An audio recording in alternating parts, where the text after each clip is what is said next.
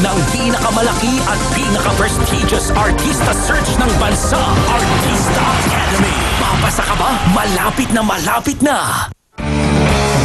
And now, back to Face to Face dito sa TV5.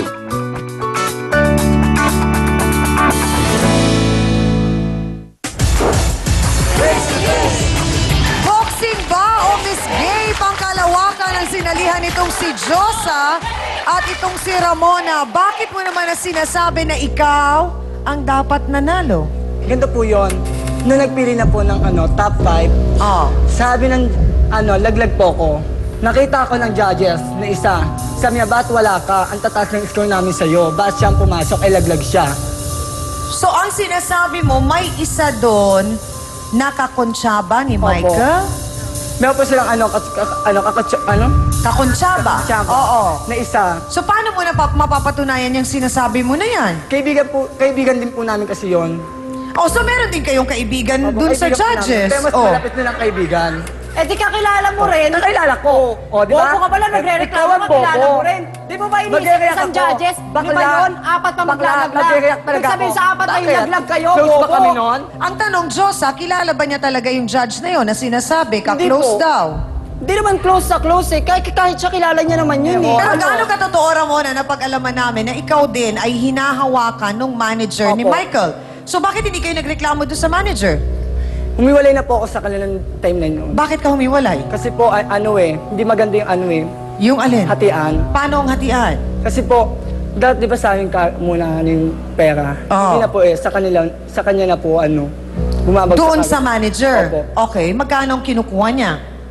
Minsan 700, ganyan, 500.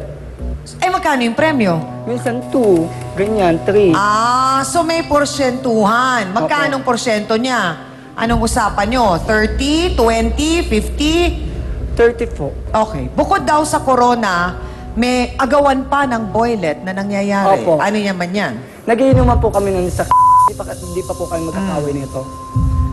Sabi niya, Sabi nino? ni Michael, magsi-CR lang po daw siya.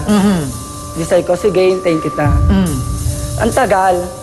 Tapos itong boyfriend ko, lumabas din. Di, ang tagal. Sabi ko, ba't ang tagal nila? Lumabas ako, nakita ko, nakasakay na sa jeep. Magkasama na sila. Sa jeep. So talagang naging sila nung boyfriend mo? Opo. O Pero- nag-something-something lang? Ayun po, yung ginagawa ng mga bakla dun sa lalaki. Sabi ko nga, nako ayon po sa kanya, wala raw dayaang naganap. Siya talaga ang nanalo dahil siya ang karapat-dapat sa titulo. Ladies and gentlemen, please welcome ang Miss Gay Pangkalawakan 2012 na si Michael Half Moon Baksal. Pasok!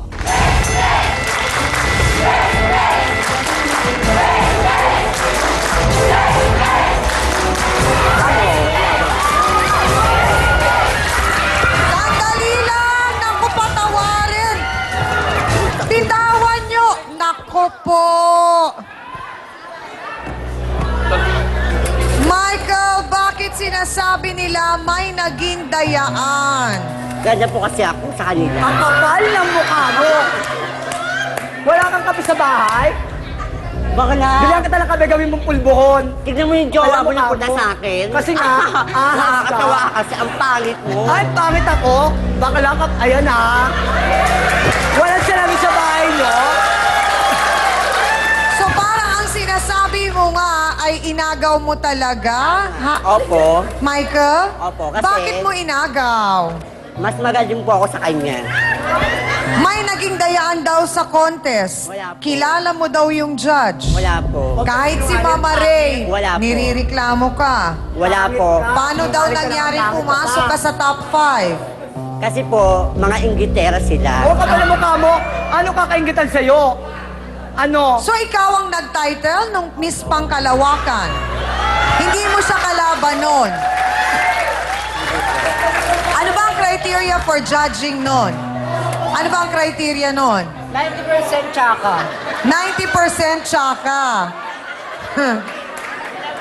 Ang natitirang mga porsyento, ilan? 10.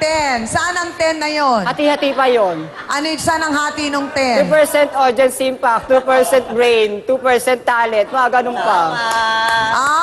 So 50% talaga, tsaka yung 10%, hahatiin pa. Ano ba itsura mo nung gabing yun? Nanalo ka. Po, kamukha po ako ni Marica Reyes. Ha? Kamukha po ako ni Marica Reyes. Kamukha siya ni Marica Reyes. Kamukha mo? Ano? Di makulang? Nagkasakit? Pangit mo. Sandali lang. Sandali! Naku! Silipin nga muna natin ang itsura ni Michael nung gabing yun. Saan ba? Ayun naman, nakadilaw. Parang paru-paro.